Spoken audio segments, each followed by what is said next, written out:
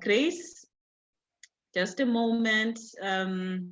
She's a recent graduate of agriculture science from Nepal.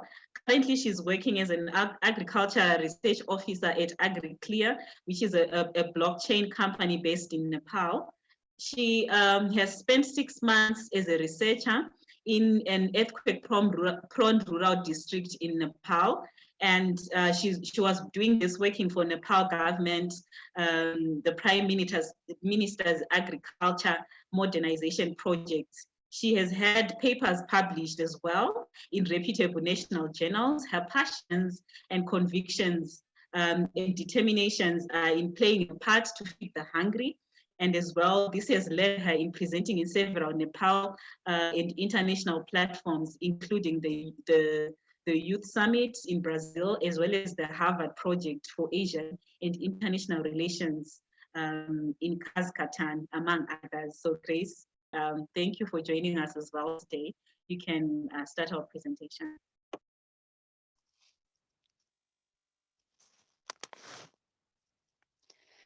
Hello, everyone. Hi, Melissa. Thank you so much for introducing me. It was such a lovely introduction. Okay, so let me share my screen.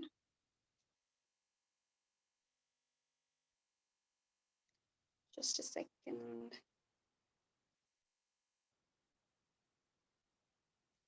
All right, can you see the slides?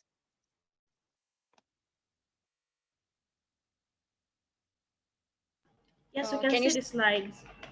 Yes, yes, we can see the slides, Grace. Thank you. Okay, so as Melissa has already introduced me, I don't think I need to further introduce myself. So I'm just gonna jump to another slide. Okay, so today I'm going to talk about international conferences and summits. Having participated in 5 different international summits during my academic career, I must say, during my university life. It would have been 6. Like, I was also selected for Global Unleash Talent, which was supposed to be held in Shenzhen, China, but because those 2 conferences, Youth Agriculture Summit and Unleash, kind of overlapped. The dates kind of overlapped, so I just had to choose one, and I went for Youth Agriculture Summit in Brazil. Well, never mind. So today I'm going to speak about international conferences. So to begin with, I will start speaking about reasons why you should attend international conferences and summits. So thank you for listening to me, and now I will start.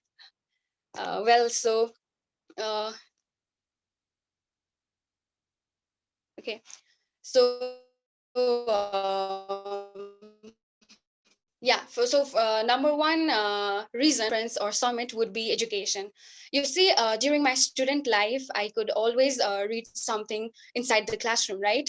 We always read something inside the classroom, but at the same time, it's also important for one to make sure that they learn from the real world experiences. So that's how I was kind of engaged in the process of applying for the conferences and got selected and participated. So in order for you to update your knowledge about global issues, in my case, I was most passionate to study, to learn about challenges presented by global hunger and food insecurity. So it was through international conferences and summit that I got to expand my knowledge.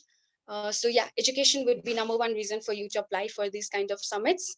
The second would be inspiration and networking. So you see, in summits and conferences, they always bring keynote speakers and professional leaders from various academic and professional backgrounds. So this is the platform where you are inspired and you network with these kind of people. Also, you get to meet like-minded people from across the world, from different backgrounds, from different walks of life. So yeah, this is how you get motivation and inspiration to become a better person through by meeting with these professional leaders and like-minded people and by hearing their ideas. So yeah, this is one of the reasons to attend international summits and conferences. Number third would be evaluation. So you see, when you are not when you just stay in your own bubble, you can't excel, right? So for you to evaluate your own work and how you've been doing with your life, you need to meet people who are like you, from different walks of life, and then you evaluate yourself with those persons, or you just review your own work, and then that's how you plan for the future. So it's kind of driving force. International conferences and summits drive you to be a bit better person, and that's how you plan for the future. So number fourth reason for you to join international conferences and summits would be to showcase your talent.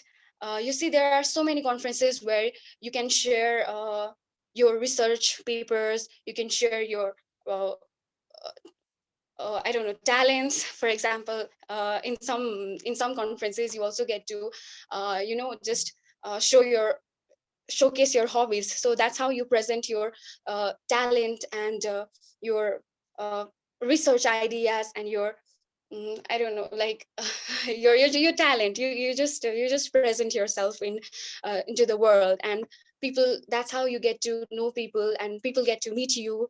So it's kind of an interdisciplinary platform where you get to, just I'm sorry, I'm just over exaggerating, but yeah, presentation would be number fourth reason for you to apply for international conference and attend.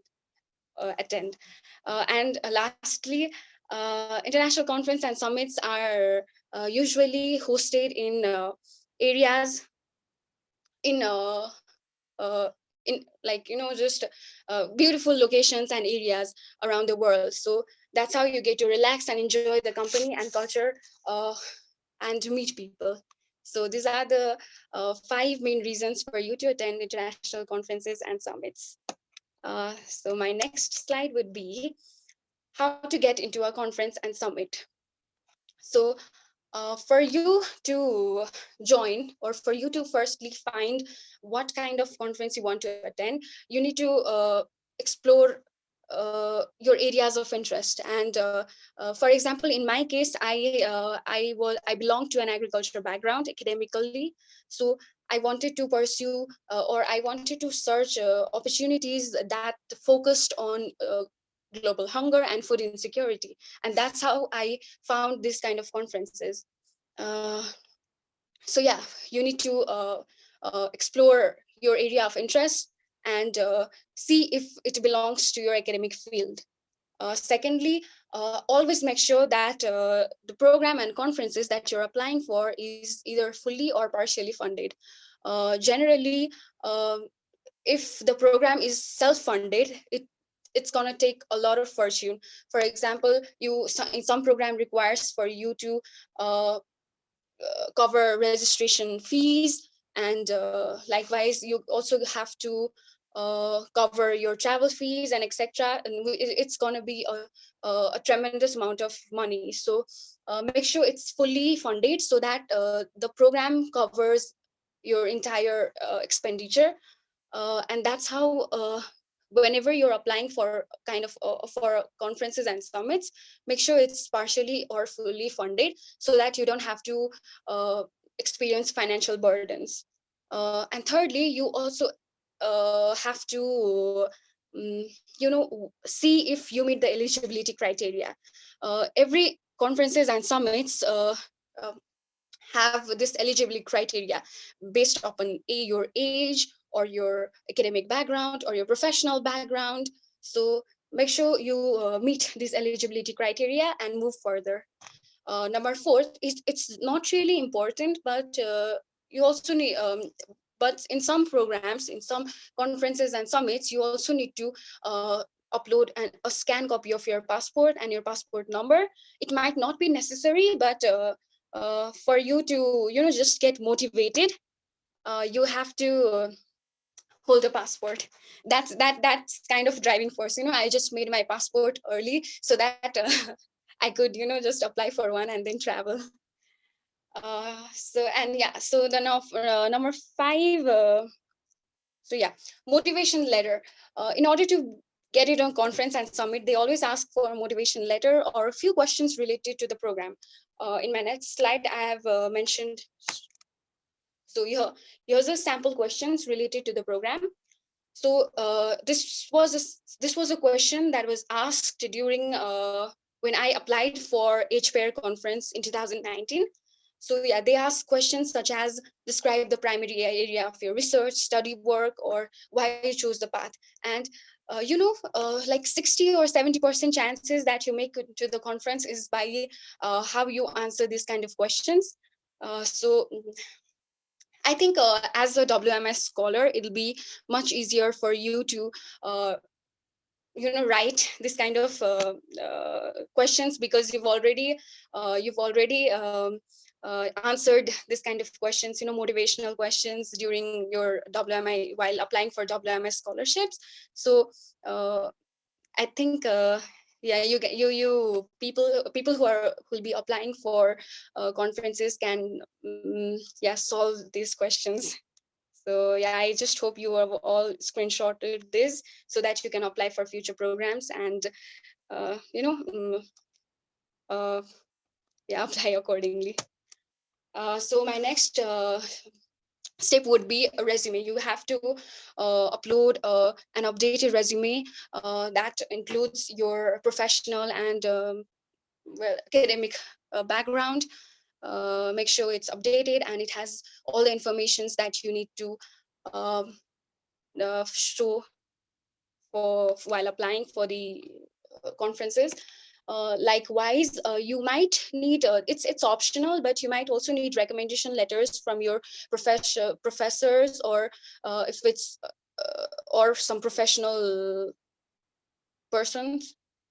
Yeah, I also had applied for some programs where I provided recommendation letters from my professors. Uh, and it really worked. So make sure you have a strong connection with your recommendees or reference persons. Number 8 would be people also asks for these conferences also ask for photos and other things such as financial statements. For example, in HPAIR they asked for, because they had to provide me scholarship, that's why they asked for my financial statements. So make sure you also have those ready when you're applying for one. The other would be meeting the deadline. It's one of the most important criteria for you to meet you get into a conference. You don't end up missing these deadlines and missing the opportunity at the end of the day. And at last, if you get selected for in the first round, they call for interview. Some programs do call you for interview, and there have been many uh, there are many sorry WMI webinar has attended. I think WMI webinar sessions have already uh, interview as well. Sorry. Okay, so I'm going to the next slide. So I have listed few website links where you can find about different conferences and summits. Opportunity desk, these links you can screenshot or take photos of this link and then search accordingly.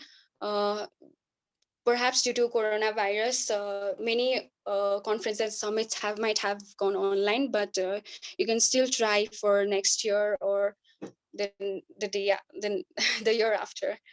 So yeah, also you can also visit conference website. If you know the name of the conferences, you can also visit the websites and see if you meet the eligibility criteria and work accordingly. And the third, well, you can also know about the conferences and summits through your professors, supervisors, seniors, or friends. You see, most of the conferences and summits that I got to attend was through my seniors and friends. So always make sure you have a strong connection with them, and you look like, and you also you should look up to them.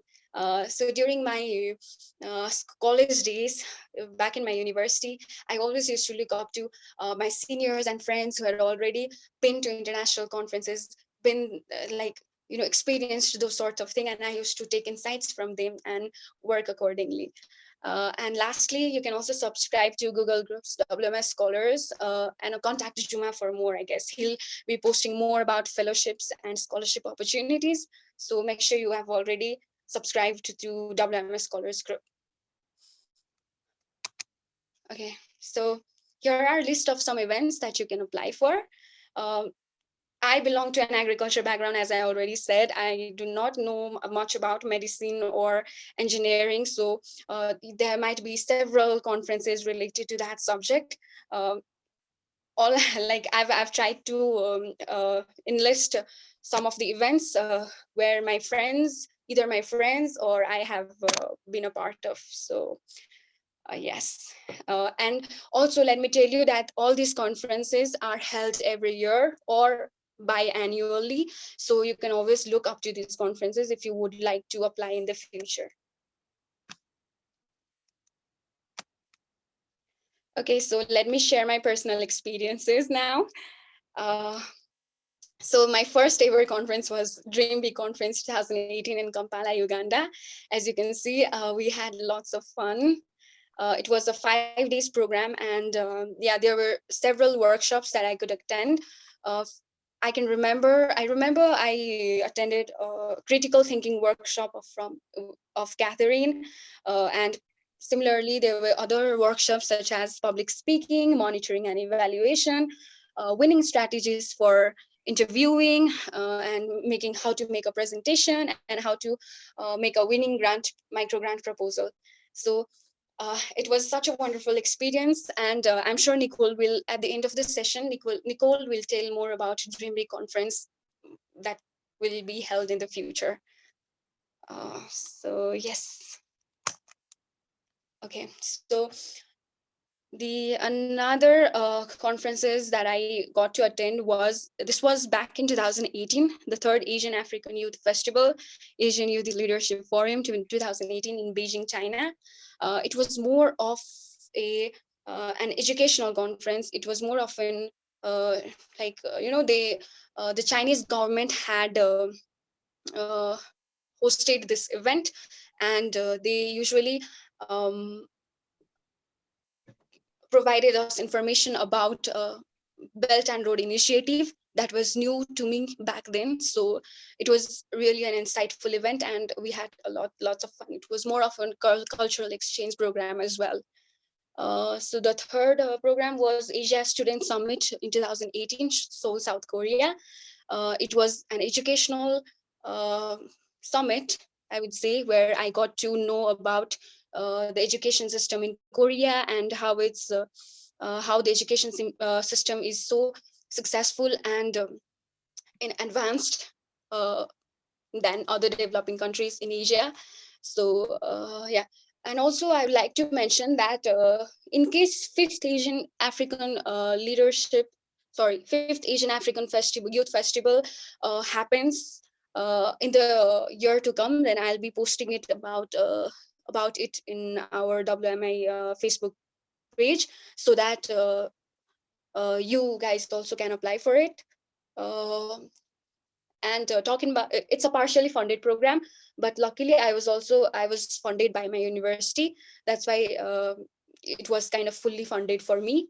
Talking about Asia Student Summit, this program was also funded by my university on behalf, like, for me, due to, like, because I had helped one of the researcher uh, uh, in their research. So yeah, it was kind of, they kind of gifted me this conference, sponsored me this conference. Yeah, so yeah, I got lucky in this too. So okay, as I said, when you get into one conference, then it just gets better. You just get to know other people, you just start networking, and you just get you just get better into applying for one, and then you make it. So as I didn't know like when I had applied for Dream Big Conference, and when I went there, I didn't know that there were 4 more conferences that I could attend during my school year. So yeah, so HPAIR Asia Conference 2019, which was suggested to me by my senior. I applied for the conference and got selected with a full scholarship. And I have to say that it was one of the most insightful conference where I got to learn about environment and sustainability. We also participated in an impact challenge where we presented about environmental issues that happened in Kazakhstan due to I don't know, like missiles and some kind of things. So yeah, it was generally I could meet people from different backgrounds. I could be friends with them, and I'm still friends with so many people from this conference. And yeah, so yeah, it's this kind of conferences are always insightful. And lastly, so my last conference uh, for the year 2019 was Youth Hack Summit. This was the summit where I also got to meet Esther. Although she is from medical background, you see, passion and dedication always works, and that's how we met in Asia's in Youth Agriculture Summit. And yeah, we discussed about how to feed a hungry planet. And yeah, yeah, it was I can't explain into words how insightful and how um, great the program was. So yeah, so also I have to tell you this, that in HPAIR Asia conference or HPAIR conference, people from any background can apply, be it medical, be it engineering, be it finances. They have these certain tracks based upon your academic career, such as I was more of interested into environment. Some people were interested in law. Some people were interested in yeah, there are several tracks that you could apply for. And you just have to know, you just have to search whenever the conference will happen in the future. I will post it in WMI Facebook group so that you can know, and then you can apply accordingly. I'm just here to tell you that people from any background, regardless of your academic or professional background, you can apply for this conference as long as you are passionate for it and you can speak your heart out during your application round. And same goes with Youth Agriculture Summit. You just have to have that passion to feed a hungry, an idea about feeding a hungry planet. So yes, that's how you can make it to this conference if you want in the future, because they'll be holding it every year, or every 2 years.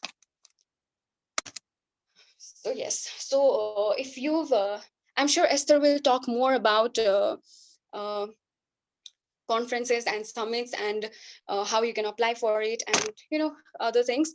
But I'm gonna speak about what you do once you're selected for a conference, because it's not that you just pack your bags and go and attend. You must have a vision. So before you attend the conference, you have to gain visibility, you have to build stronger relationships, because in a conference there are in a like minimum 200 to 300 people, and you can't just meet every single person in 3 or 4 days span. So make sure you build stronger relationships before the conference, so that when you are in the actual conference, you just don't waste your time into introduction, and just yeah, you can know your who's like thought you who I'm sorry. I just yeah, so you can build stronger relationships. And during the conference, you make sure you put your smartphone away so that you just don't get distracted. They'll provide you small simple brochure where you get uh, briefed about all the sessions that you are going to uh, attend. So make sure you choose the right sessions and remember what you learn. I suggest you to make journal, and then you connect with speakers, and also don't forget to attend social events, because that's really an integral part of the conference. And post conference, make sure you connect with other delegates, via LinkedIn or have a friendly follow-up with them, and always pay it forward. In my case, right after I attended any conference, I always used to hold a workshop program in my school, so that people who didn't have the opportunity to join the conference that I had could also know, like I could share what I learned from those conference. So yeah, always pay it forward. I'd suggest you to do that. And lastly, remember that it's a lifetime experience.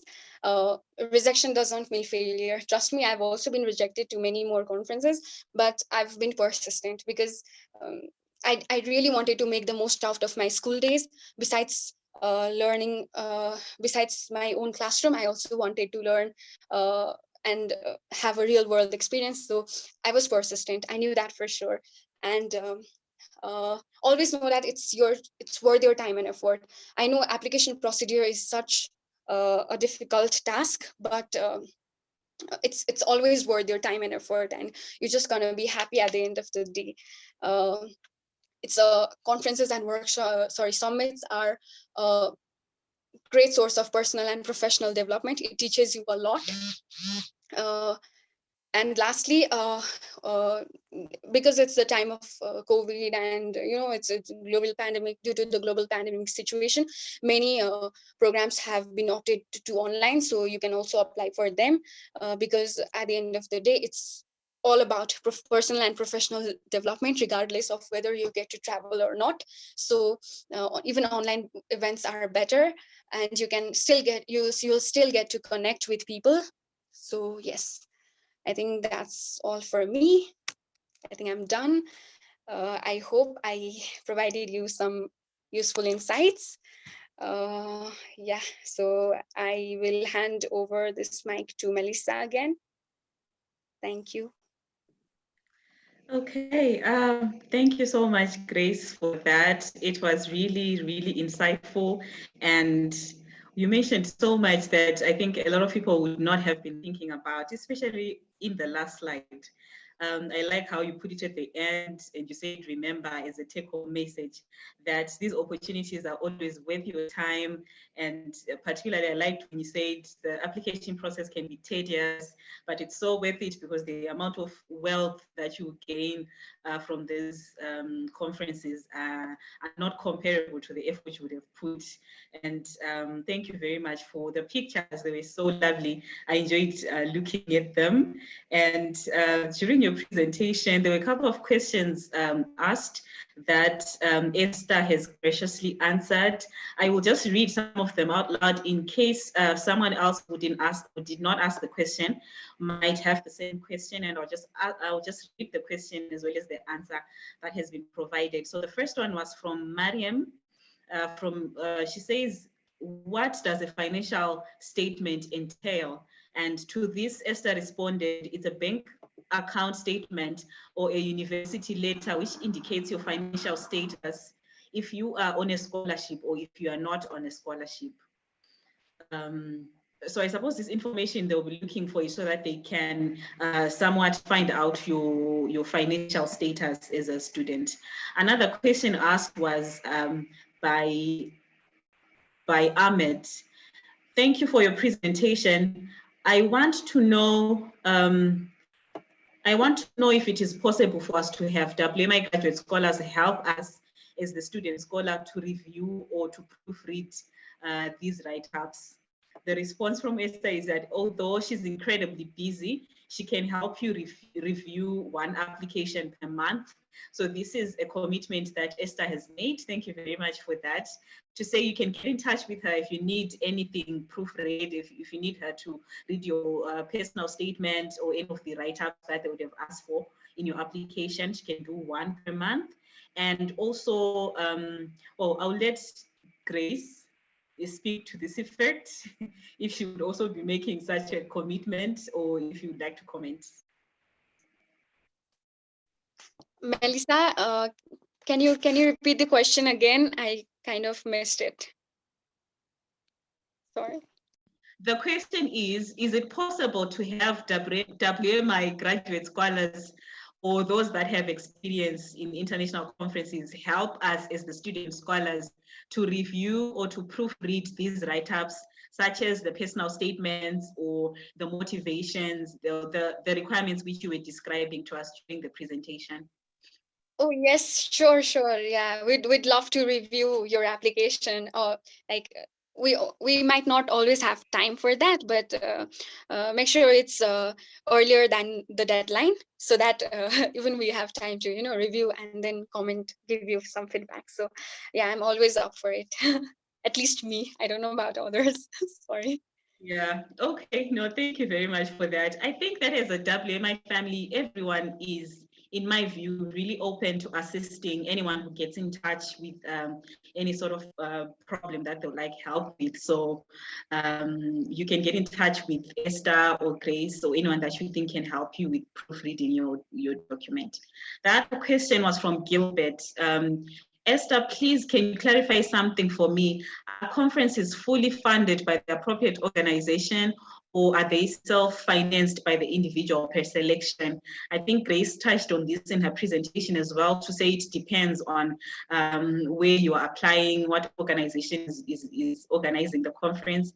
Esther also replied to say they can be fully funded or partially funded or self-funded, depending on the organizers and your relevant experience. So I think that question is adequately answered. There is another one from Innocent, which says, how should motivation letter be structured for one to attend an international conference? I would like to hold on to Innocent's question for now and let Esther go ahead with her presentation in case that the subject is touched on. If not, we'll come back to answer it. Esther, you can go ahead. Hello, everyone. Can you hear me? Hello? Yes, we can hear you, Esther. All right. So Grace did a very wonderful job touching on several aspects of international conference. She did a lot of amazing presentation with the visuals and everything. And that's like, I could never put together such a wonderful presentation. But something I can do is like try to have a very interactive section with you guys and touch on other parts which she did not cover, because maybe she wanted me to cover these parts in my own presentation. So although I wouldn't be using a slide, I'm going to try my my best to like provide you the information that you need to be able to secure a place in international conferences, preferably the funded ones, either fully funded or partially funded ones. That's what my presentation will be focusing on. So many people don't know how to like write applications for these conferences. So many people are finding it difficult to convince the organizers to give them a place, a seat like at the table in these conferences. And it's like, it's not just you. If you think you are in that shoe, I'm telling you, I was in that shoe too, maybe like 3 years back, before I took it upon myself to eliminate ignorance from my life. So it might have been easier for me because I had a lot of mentors. I had a lot of people helping me out, propping me up and pushing me to where I want to be. But not everybody has that kind of support. That's why you must have attended this webinar, and I will try my best to provide as much information as possible. But before we go ahead, when you were filling out the application form for this webinar, some people dropped some questions, which I feel like I should cover these parts first before I go into my presentation, because I think understanding these questions or getting the answers to these questions would really help you to follow me when I tell you that these conferences are very important, and some of them can actually be very life changing. So I'm going to start with the one that asked about attending an international conference can increase your leadership skills. So personally, I was I was all about equality, but I wouldn't really identify myself as a feminist until 2019, when I attended the Girls 20 Summit. That summit changed my life. My application didn't explicitly say explicitly state that I was a feminist or that I want to like work in the gender equality field in the future. It just stated that I'm really interested in finding all forms of equality, in promoting all forms of equality, be it racial equality, financial equality, and all of that. So, getting the opportunity to attend the Girls 20 Global Summit in Japan, I saw a lot of women doing amazing things. Young people, people that were lesser than 21, they were like already meeting with their government and demanding for change in their country. And then I told myself, this is what I want to be like. I like these people. I want to be like them. How can I be like them? And what I started doing was that during the conferences, I would listen for maybe during lunch, dinner, I would interact with the people that really piqued my interest. And then I'll learn from them. I would keep in touch with them. And I started knowing that I shouldn't shy away from the label a feminist. I should embrace it because it's really what I want to do. I'm just trying to like be politically correct and try to stay in the box that Africa has given to most women. So that's how I became a feminist. But my experience might not be the same with yours. So I'm just going to give like a general answer to how conferences can help you develop your leadership skills. First and foremost, there's this powerful motivation that comes with seeing your peers achieve what you thought was not possible.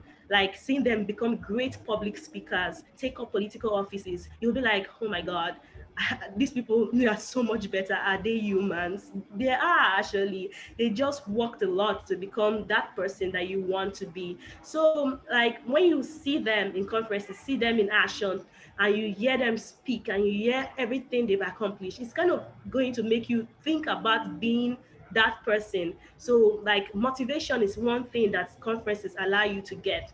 And the second thing about conferences is that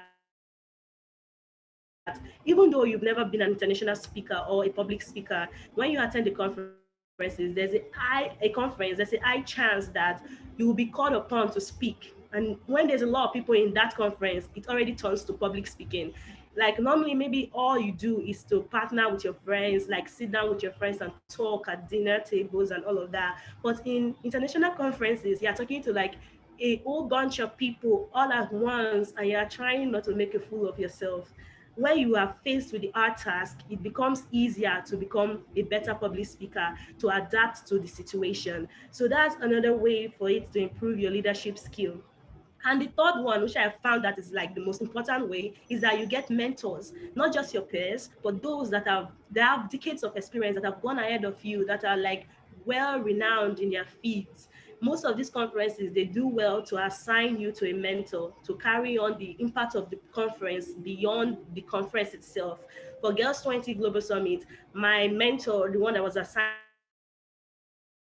to me, is a diplomat working with the United States Department of State. So it's really amazing all she has done for me. She has introduced me to so many people. She has recommended me for so many awards, and she's carrying me along, trying to make me a mini version of herself. So like for that, I'll be eternally grateful.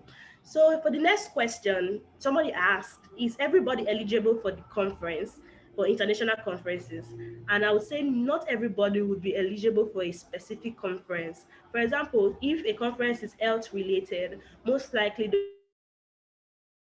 they will want health professionals. No, you don't have to be a medical student or a medical doctor or actually work in the health field, but you should have an interest or like a form of focus in health. For example, you might be a lawyer and you are working to help equal access to contraceptives in your country.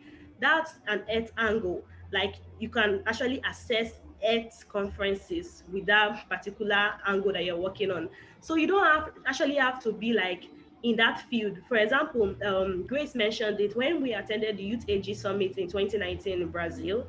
It was really a summit about food security. I'm a medical student, not an agricultural student.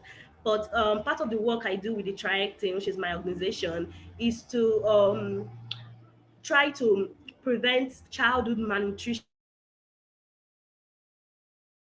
are able to eat food, and also to prevent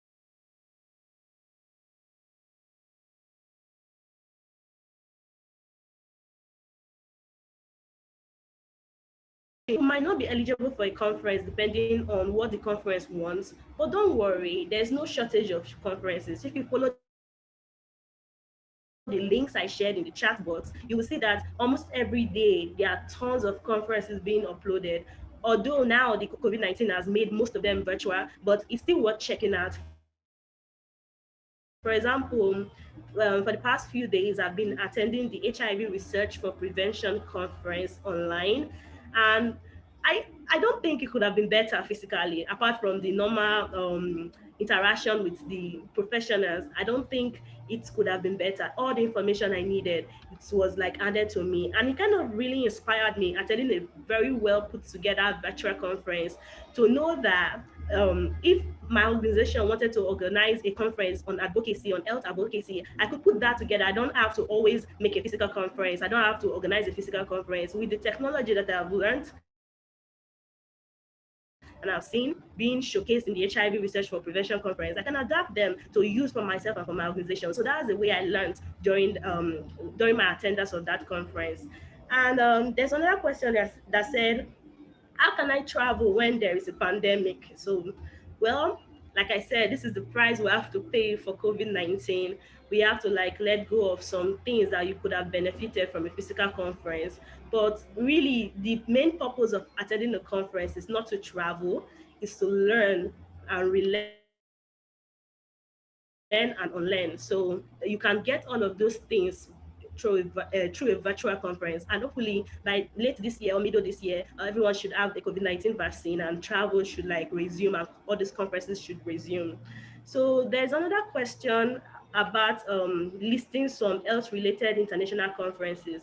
Well, I would list that in the comment box after I'm done with my presentation, so that would not waste much time. Now, back to the last question, which is really the focus of my presentation, is hints to create a competitive application. So before I proceed, I'm going to ask a question just to gauge like the knowledge of people in creating competitive applications. So for example, if they ask you a question that you should connect the dot and describe how your life experiences, your interests, and your drive has brought you to this place where you are and can identify yourself as a leader, what do you think that question is asking you about? I'm going to like repeat it, and maybe I should type it in the chat box so that people can see it and reply. I just need like two people to give me their view. It's a question I was asked recently in an application, and I know that I gave a good answer because I won the award that that particular application was for. So I just want to say it's one of the most difficult questions I've ever answered. So I'm typing it now. Okay, as Esther is typing the question, we can all just be able to read it, and we can type out our answers in the chat section. And you're also free to answer the question on the Facebook comment section. I will be able to read out your response from there. Thank you very much for the presentation, Esther. And for those that have asked questions, I've taken note of them from Charles, Jawaria, and Aqueline, and we'll get an opportunity for these questions to be answered. So I'll put up the question in the chat box, and I would really like maybe one or two people to answer, maybe unmute yourself and answer, just to get an idea of what you think the question is asking.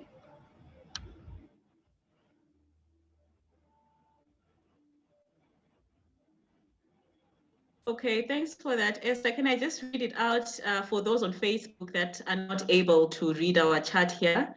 The question says, connect the dots. How have your life experiences, interests, and drive shaped you to become the leader you are currently? It sounds to me like a question that needs a lot of words to reply it. You can just summarize. Can you just say like, this is what I think they're asking. But Okay. if nobody can answer that, I would know that I have a lot of work to do during this presentation. I think two people raised their hands. Let me check. Okay, so I will allow them to speak so that they get the opportunity to speak and not waste time on typing. Aquilin, I will let you speak now. Go ahead and speak, Aquilin. You can unmute and speak.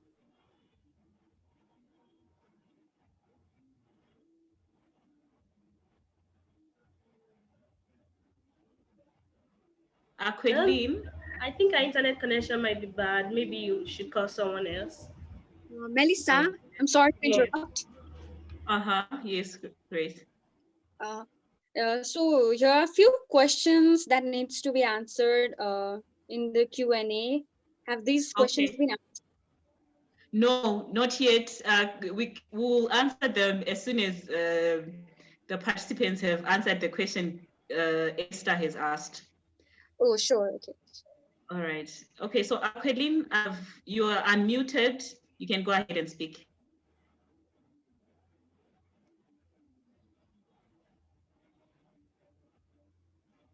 Okay, maybe Aquelin's connection is not that good.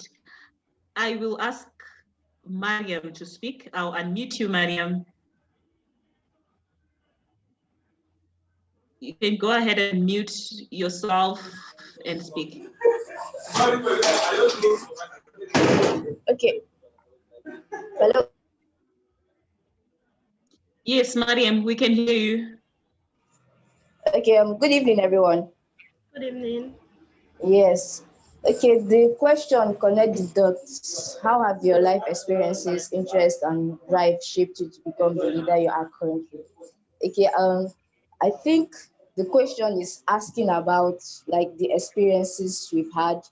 Like for example, now, growing up in the kind of community I did has been one of like the contributing factor that has built me up into the individual I am today.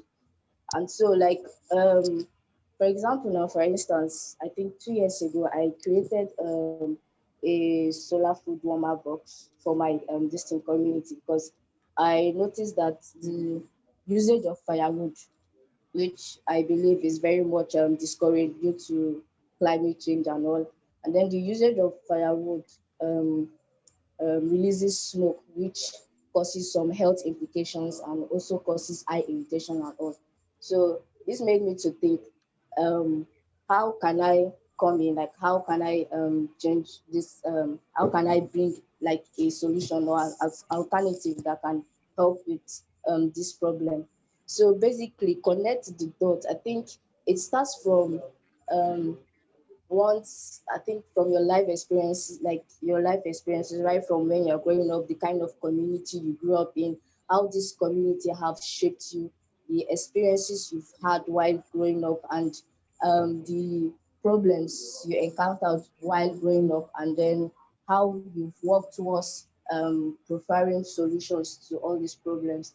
I think, and then involving yourselves in or involving oneself, sorry, in activities that can create impact, can create a better society, what like create a better, how should I put it here, a better community or a better society than the one than the one you were in before, like a better society for those coming up, better than how you met it. So I think that's what shapes. I think that's basically what the question, I don't know, from my own perspective, I think that's what the question is talking about. So like basically all these things, I will have to like put them in an essay format and then talk about, maybe I can probably highlight some of my experiences and then my life's journey. And then, yeah, so that's basically it. I don't know if what I Thank you said very is much. okay. Thank you very much, Miriam. I really love your answer. It's really wonderful that you could understand the question like that and explain it to the whole audience. And there's even like it's an answer in the chat box from Arik. He said it's a self-reflective question and it allows me to contrast good and difficult moments, This helps me find resilience and pushes me forwards closer to my vision and purposes. That's also a very good way to answer the question. But I also want to just state it does not have to be a serious answer. Most people, when they see conference questions like this, asking for things that they should connect the dots and shape and talk about their life experiences, they always think the conference is asking for your professional life experience. Not really. You can write about your professional life experience or the difficulties you face as a child growing up and why that difficulty is what you want to address now in your life.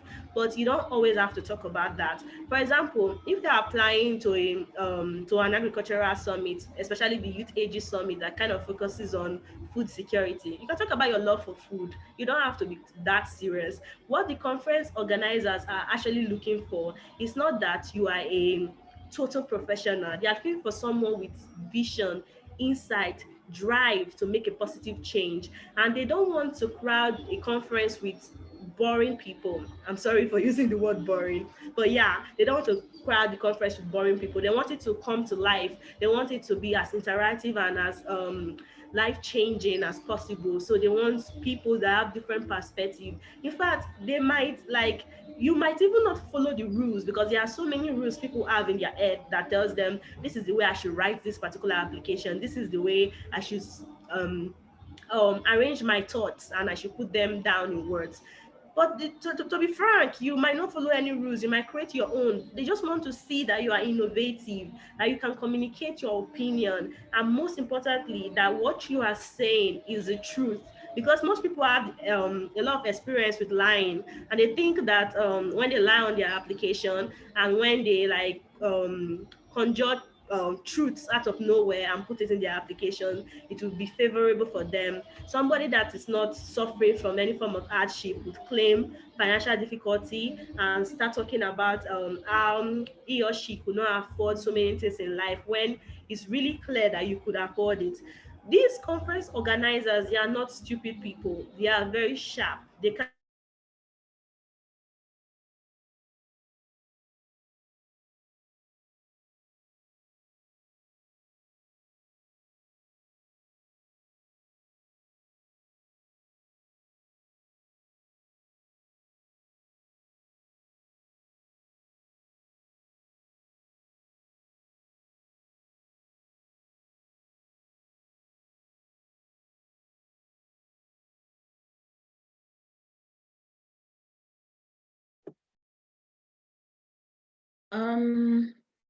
Grace, are you able to hear me?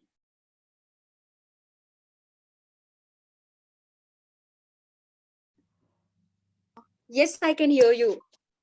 Okay, I was checking to see if that was my network. I think Yeah. Esther's. Yeah.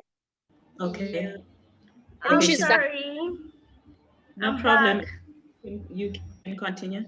Someone was calling me. I'm sorry. So, like I was saying, you might can talk about someone else, other person's life experience, other person's interest. You observing that person, maybe your family friend, your brother, your mother, any of them. You don't have to start lying. So that's one thing I wanted to point out. The other hint I want to give is that when you see a question, I would advise you to not just start writing and because most people wait till the deadline for them to start putting together their application. They would be like, okay, I'm very busy now. I would spend 10 hours to write. What is then writing 250 words to answer 5 questions? That is not the best way to answer application questions because it doesn't give you enough time to reflect. You are trying your best to become like the best applicant from a group of maybe thousands of applicants and they have space for only 10 people. You actually have to like reflect, look at yourself and think about the things that are most amazing. Why would you want someone to reach out to you to conduct an interview? Why do you, what is like interesting about you? are you a medical student? Fine, but a lot of people are medical students, so that should not really be something you are selling as the most interesting thing about you. You should talk about why being a medical student, how you've done things your mates, your peers were not able to do. For example, if you've devoted much time to conducting research outside classroom work. So that's like an amazing thing because not everybody does it. And if you've published as an undergraduate, that's like incredible because publishing papers really is the focus of graduate students. And if you can do that as an undergraduate, you're telling people that you can reach for heights that nobody expects you to get to. So all of these things, ways to distinguish yourself from the group of applicants. And before I go further into the other ends, I want to state that if you get a rejection, it's not because you had not done well in creating your application. No, it just means someone did a better job than you, and you should not beat yourself up about that. So many, you cannot be perfect all the time. You can't win it all. You can try your best to like put the best version of you forward, but you can only hope that in the application pool you are actually the best candidate. And when you don't get accepted, don't feel bad. Just know that the people that do get accepted would use that opportunity for something life changing in the world, and you are like you should be happy for them, because most people that I've spoken with, after they get rejected from maybe two conferences, they will just give up and be like, no, I'm not good, I have bad luck, nobody wants me. That's a very seeking mindset, and you should do away with it, because you can't go further if you are always like feeling like you are the odd one out, you are the rejected person. You should think about think when you, for example, my mentor said all the no's you would ever get, they don't matter as much as the one yes that you would get. So really that's something I want everybody should to reflect on.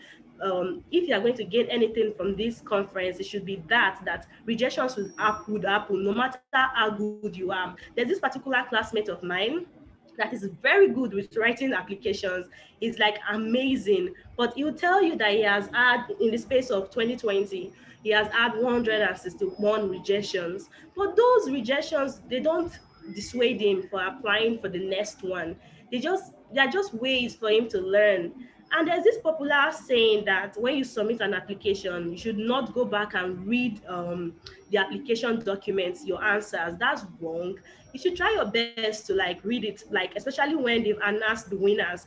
Read your application and be sincere to yourself. Think about it. If you were in the shoes of the judges, would you pick you? Because your application might not be stellar. And to be honest, we are all very self-critical, so we can be the best judge of ourselves. So ask yourself, would you pick you? And if the answer is no, I'd advise you to reach out to the winners. There's a way to reach out to winners of these conferences. You can go on LinkedIn and type their names and reach out to them, ask them for guidance, ask them for input. Some might even be very gracious enough to send you their application for you to view and for you to learn. When you get the chance to read this application, don't start saying, they shouldn't have picked this person. Look at what she wrote. No, you have to be humble enough to understand that she might not be perfect, but she might have communicated her vision and her passion more perfectly than you did. So that's the advice I wanted to give on the side. And now, application questions, they always find a way to be connected, to be interrelated. Most of these questions they're not standalone most time. For example, if the first question is asking about your leadership experience, the second one is most likely asking you about your academic experience, if it's an academic related conference. And the third one might be asking you about your volunteering experience. The fourth one might be asking you about why you need to attend the conference. And this particular question, why you need to attend the conference, most people, when they see that question, they usually just assume that it means, what are you going to gain from the conference? No, they're asking you two things. What are you going to impute to the conference that would make it very effective for all attendees, and what are you going to gain? Most people always think about what they are going to receive, what people can give me, what all those kind of things. No, you should always think about what I can contribute, what I can add, Those are very, very important areas. For me, most times when I'm writing my own application essays, I usually start with what I can contribute to the conference. And you shouldn't say, I'm just a student, what do I know? What can I give to professionals attending this conference? No, that's not it. It does not have to be a professional thing that you can add. You can tell the organizers that I can make your event more relaxing by offering an evening of poem, of songs. That's your talent. It might be something you are very great at, and maybe it can even help the organizers save money by not hiring professional singers or professional poets. So those are like side things you can add. Everybody has a unique way they can add value to a conference.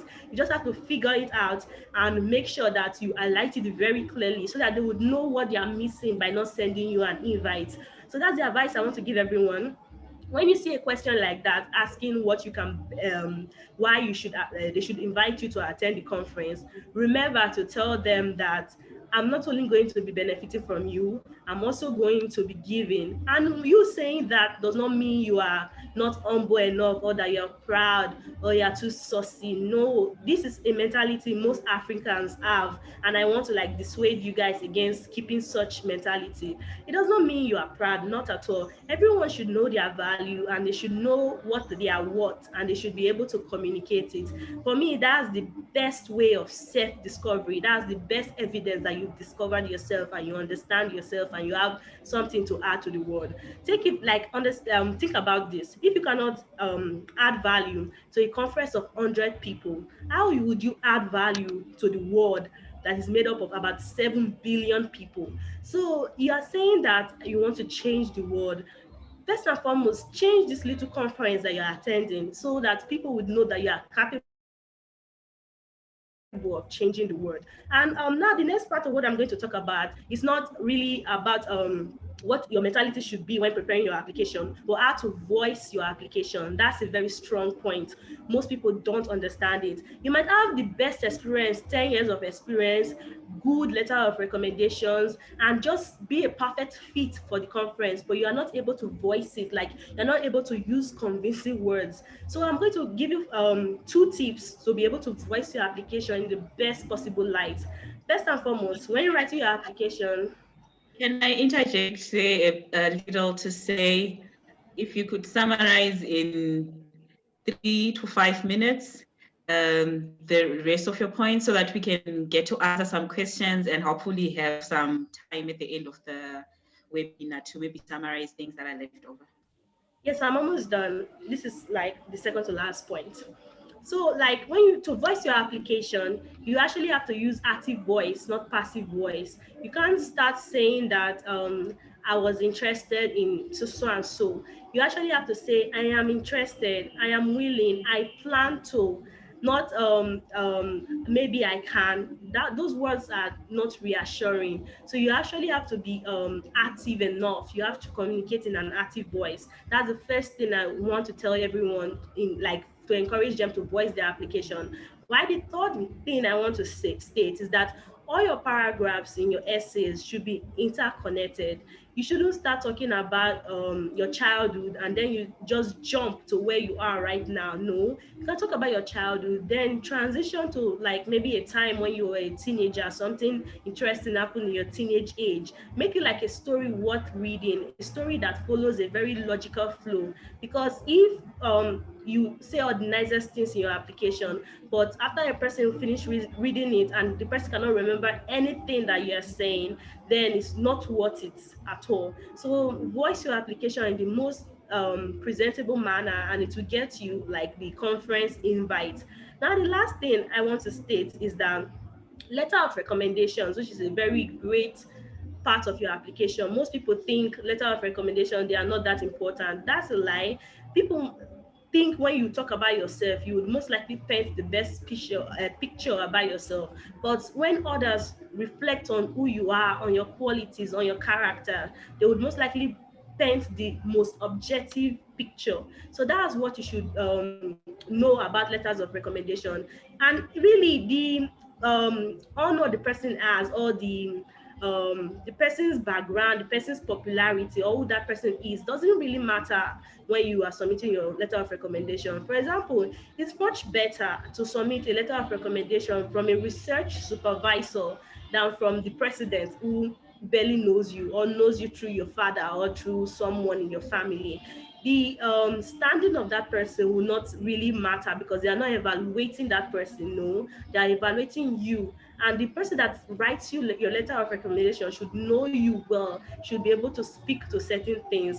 Now, the last thing I want to state is that if they are asking for 2 or 3 letter of recommendations, make sure that you work with this letter of the recommenders to tell them that, please, I want you to focus on this aspect when writing your letter. Maybe focus on my academic background.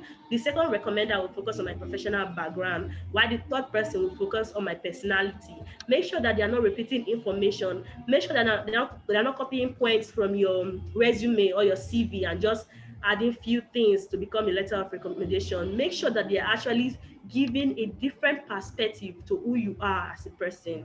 So that's basically what I have to say for, in this webinar, and I'll be very glad to take any question.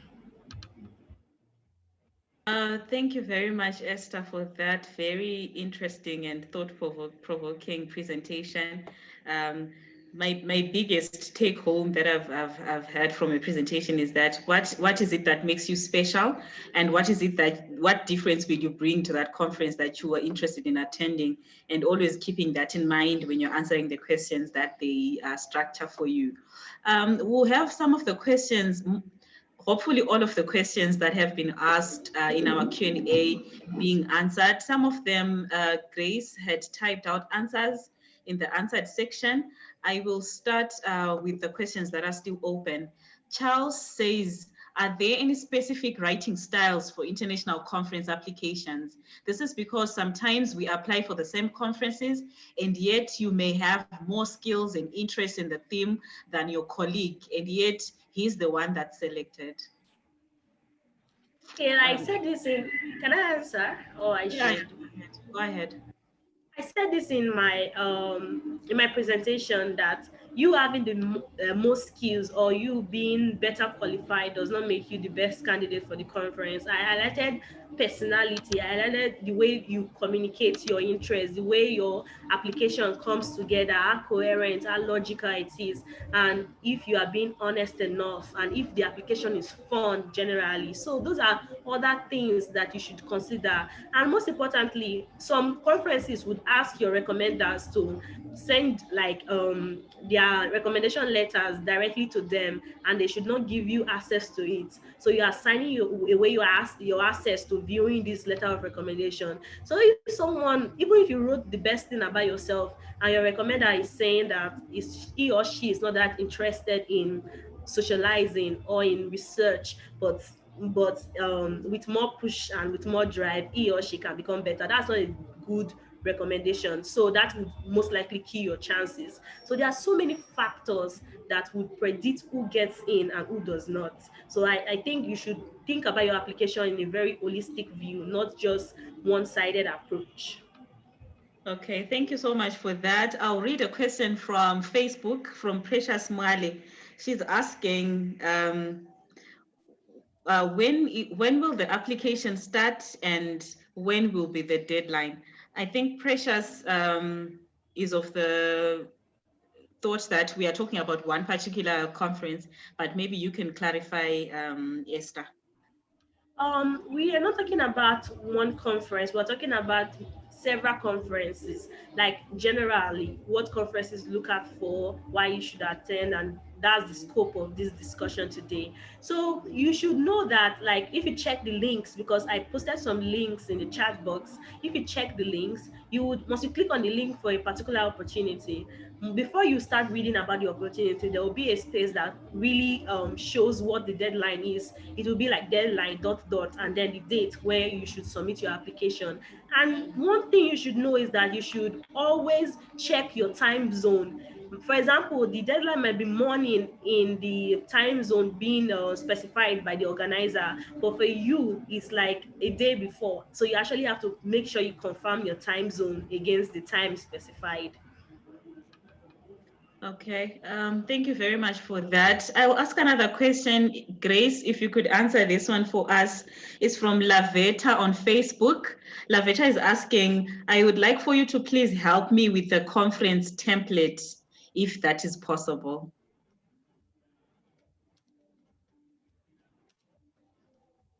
Well, I can surely post it in Facebook or like Facebook page, the template of how the conferences looks like, and so yeah.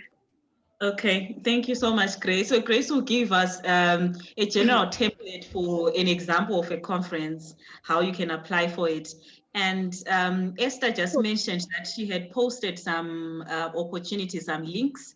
So after this conference, I will ask them to send me both of them. Grace also had some in her slides to send them to me. We compile them and we'll post them on Facebook as well as on our WhatsApp platform. Yeah, I will Yes, also share my Grace. presentation. I've written like few name of the conferences that's going to happen in future. So Okay. I think that should be helpful. Yeah, that would be lovely. Thank you very much. Another question from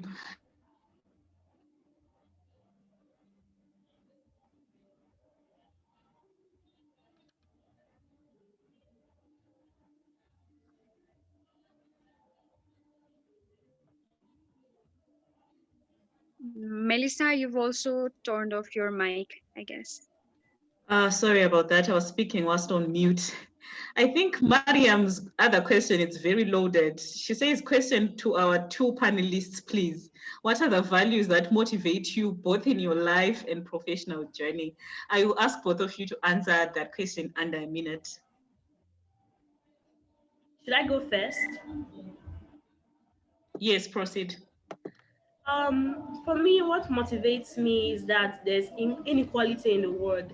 There are so many people that can't afford food to eat, can't afford proper health care, and can't afford even accessing quality education. It shouldn't be so. I feel like the world should be like a level playing ground for people to like decide their fate and their destiny. It shouldn't be like some people are more favored than the others. So that's why, like, that's something that really keeps me up awake. It makes me work because I'm trying my best to at least provide some form of equality, some form of equity to my community, to Nigeria, and to Africa at large. So that's a very big push for me. It's a motivator for me. And for my professional journey, most people when they ask this question, they usually think my life is kind of different from my professional journey. I wouldn't say it's different. I would just say that both of them is like similar because there's nothing that would be more valuable to me than achieving equality and equity. So that's something that drives me. It wakes me up in the morning. It keeps me sane, and it just pushes me to like work hard and to try to help my community. Thank you very much, Esther. Grace? I totally agree with Esther. For me, what motivates me is that yeah, my profession, like I get to travel and explore different rural communities of Nepal, and each time I travel to a certain place, I get motivated, like meeting those people, and also. You see, I have I always get inspiration from people, and there's this one person, Mr. Professor Yuvak Dost, who is chief of food and agriculture organizations. So I will always look up to him, and I want to become that person and contribute towards food security in Nepal. So with that vision in mind, with that one inspiring person in my life, I always try to move further. So yeah, that what motivates me, like people, the surrounding, the environment, and like the urge for doing something for the country and professionally and academically. So yeah, that's it. Thank you very much, Grace, for that. I hope that, well, we have one more answer, one more question from Mariam. Says, hi, Esther, thank you for the presentation. My question is, how do you answer this type of an application question? Why is a program Why is a program an appropriate opportunity for you at this stage of your career? When you get this kind of question, really it's an opportunity to reflect.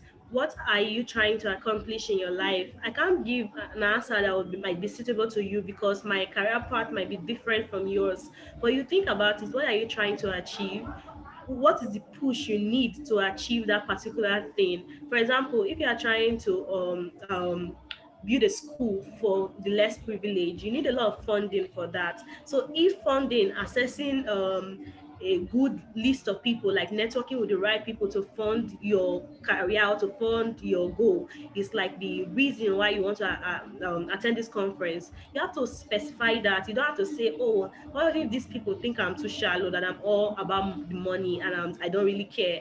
You have to make sure that they understand that although you would benefit from other aspects of the program, that this is your main intention and this is why you want this is why you want this particular query of yours to be addressed, and this is what you are willing to do to like get that query addressed. You actually have to show them that it's something feasible, something that is time bound, something that is realistic, and something that you can actually measure when you've done it. Like the impact, can you measure it? Can you, or you're just doing it with the hope of, oh, this is going to change the world, but there's no way for you to assess if it has done that.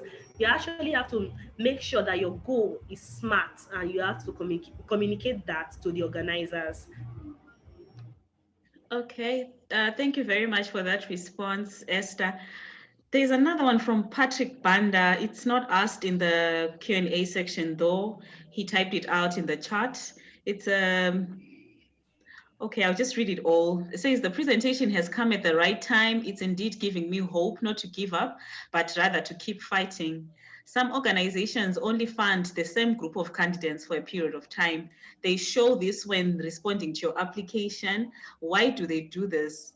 They realize, I think they release adverts so that people should apply, yet they know that they will only pick I don't think he means you as in you, Esther or Grace, but they will pick the same people over and over. It sounds like an emotional question from Patrick. Hello, Patrick. I can respond to this. Like during the first phase of me applying for opportunities, I realized that I wasn't getting it, and somebody in my class was getting it constantly, back to back. And I was like, "Why? Do you have connections with these people? Share it with me so I can be like you. I want to like assess these opportunities like you." But then she made me understand that really when you apply, people are not trying to bet on you. Most organizers are not trying to bet on you.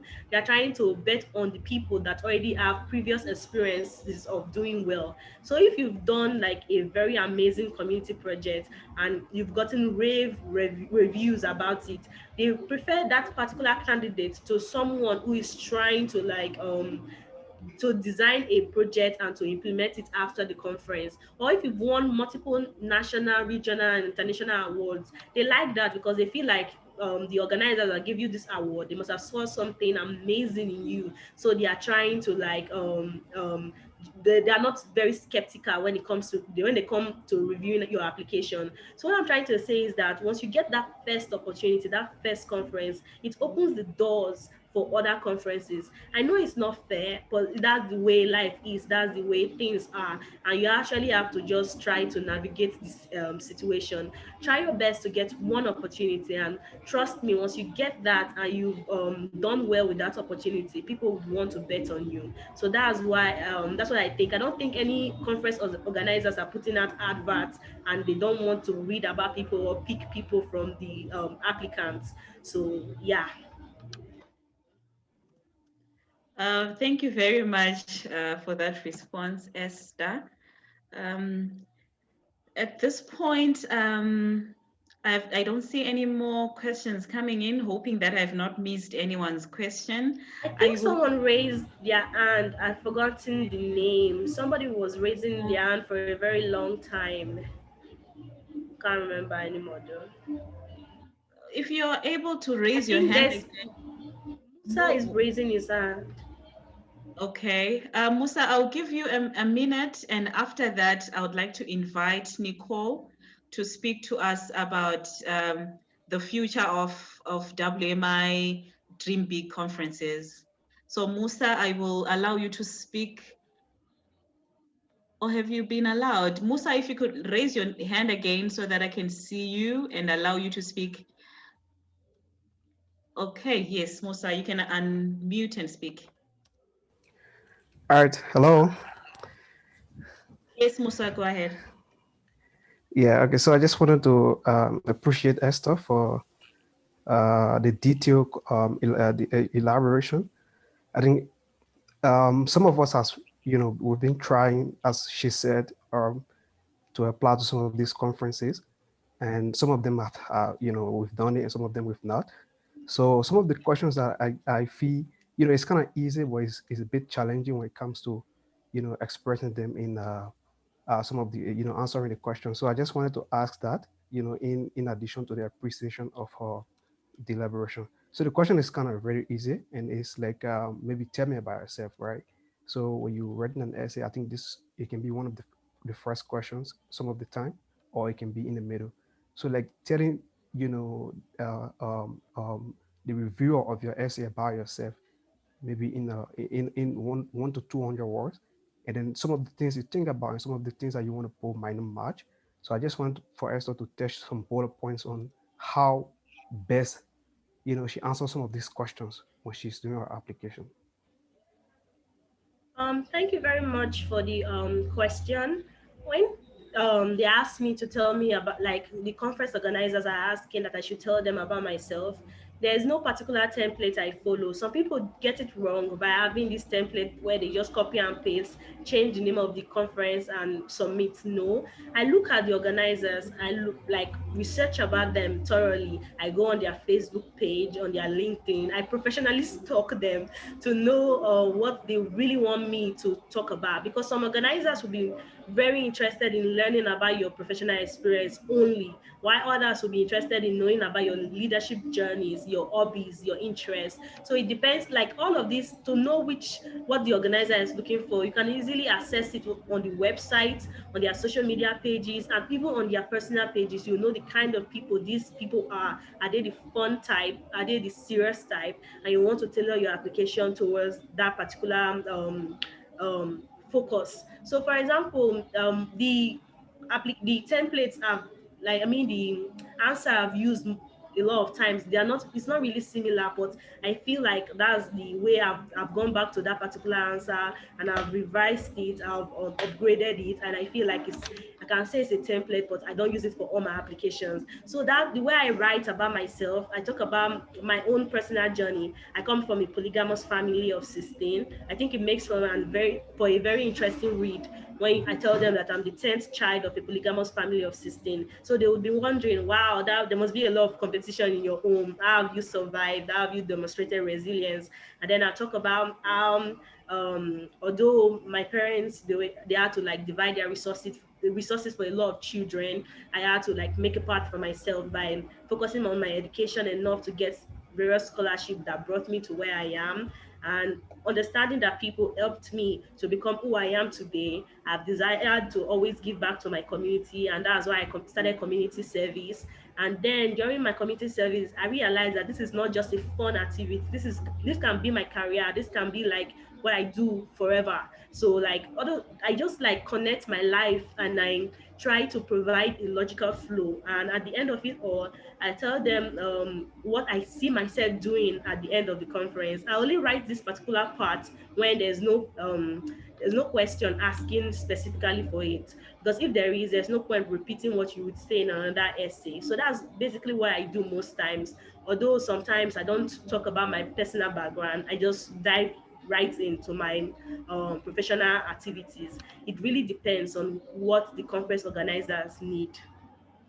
Thank you very much, Esther. You tried to keep it as short as possible because the question that Musa asked was a bit broad. We could go on for another hour discussing the essays and each of them in particular. Grace had also mentioned at some point that all these questions that you're being asked will always have to be tailor-made to the particular conference questions that you are answering.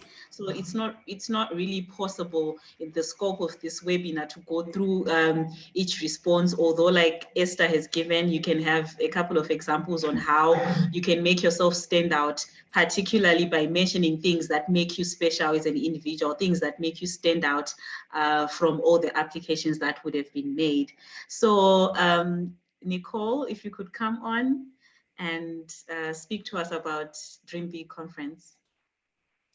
Hello, everyone. Thank you, Melissa. Thank you also, Esther and Grace. This has been fantastic. We have maintained our participation level throughout this webinar the whole entire time. So I feel as though other scholars want to hear more about this subject. So I just want to say that I hope you all continue this conversation on our Facebook group in the comments below this live recording so that everyone will be able to receive the same answers. I'm jumping on at the end here just to provide everyone who's joined today an update on our Dream Big conferences. So if you are a new WMI scholar, you may not know too much about the Dream Big conferences. This is a conference that WMI aims to hold every 3 years, and we host this conference in different nations. So the first DBC, Dream Big Conference, was held in Kenya in 2015. We then had the second conference in Uganda in 2018, and we were to have our third conference this year, 2021, in Accra, Ghana. As Grace and Esther have mentioned, conferences throughout the world have been postponed or have been transitioned to being online. At this point in time, as we announced on Facebook a few months ago, our 2021 conference will not take place, and it is our hope to host this conference in Accra, Ghana, in West Africa, when it is possible. So we have 3 factors that we're dealing with. The first and foremost is health and safety of all. So when we think of health and safety as an organization, we are including your safety and your health as scholars, staff, trainers that we would bring in to join us at the conference, and also the host community, because a part of the Dream Big conference is engaging with the culture, the hosting culture. Secondly, the factor that we are challenged with is travel. So it is not possible for many nations to cross borders right now. And then the third factor that we must continue to look at is the planning for this event. As an organization, the Dream Big conference is planned 1 year in advance. It's a lot of work to bring all of you together from across more than 40 nations. And we want it to be the best week or more, depending upon how many days it is, that it can be, the best experience possible. As of right now, we do not have a rescheduled date. It is still our hope to host it in Accra, Ghana. So keep that destination on your list. It's time for our West African scholars to host and to become leaders within this program of ours. And as soon as we do have confirmation for a new target conference date, it will be shared with you. So I thank you very much. If you have any questions beyond this, please post them in our Facebook group. That is where everyone will be able to also benefit from the response. So thank you all. Thank you very much, Nicole, for that. As I was just posting on Facebook that the pandemic has upset a lot of our programs and plans, but so safety and health first, like you've said. I will allow Grace to answer this one in closing question from Bangura. He's asking that he wants to embark on an agriculture project for the first time. How can I attract and persuade sponsors? Grace, I'll ask you to answer in under a minute and just give closing remarks. Okay, so I would really like to wish for the Bangura the best for his upcoming project. And talking about sponsors, I think foremost I think you're on a great platform already. WMI is such a great platform where you can, if your project serves for community, then you can also apply for community development seed grant. And that's where you get fund for your project and then start if you have financial crisis. But apart from that, if you need any expertise, then I can always help you with that, with any academic expertise related to agriculture for your project. And also, if you'd like to in the days to come, like as I said earlier, that I had participated in Youth Agriculture Summit, and interestingly in that summit also, the one best, like the three best ideas get awarded with some prize money, which they can use to expand their project, or to just to expand their project or to initiate their project. So with with where there is will, there always comes a way. So one way or another, if you're passionate and if you're willing to do something that benefits the community, I think there is always a way. And you're very lucky to have WMI as a platform. I think with this only, there are several opportunities for you coming your way. Yeah, and if you need any academic expertise as an agriculture expertise, I think I'm always there for you. So you can just contact me if you need any um, knowledge related to agriculture project. Yeah, thank you. I hope that answers your question. Thank you very much for taking that time, Grace. I'll ask Bangura if you have any more questions. Get in touch with Esther, either on a personal level or by commenting on the comment section on our live Facebook. There's a question from, I don't want to mispronounce your name. You're asking what the name of our Facebook is. This is a very important question. I would just say, it's called WMI Students and Graduate Scholars. So you can search for it. Let me just type it out for you here so that you can search for it, and you'll find a lot of the people in this webinar, as well as other WMI scholars that are graduates and students. They are in that group. You'll be accepted in it. Otherwise, I'm really glad that we attended this webinar. Thank you for taking the time and staying on with us until the end, even if we have been here for 1 hour, 30 minutes, which is a big time investment. And I hope that this has been edifying to you and your lives, and that going forward, you can continue to look up for opportunities, even though at this time you might not be able to physically attend conferences. So yeah, I think this is the end of our webinar. Please look out for our advertisement of our next one, which will be at the end of February, and we'll advise on the topic as well as the speakers, but stay tuned and stay excited for our webinar series. So the last thing is, thanks, Esther, and the entire panelists for the answers that you responded to our questions. You're welcome, Patrick. I will be closing the webinar now. Thank you all for taking the time. And those on Facebook, continue to ask questions. They will be answered even though our webinar will no longer be live. Thank you. Bye.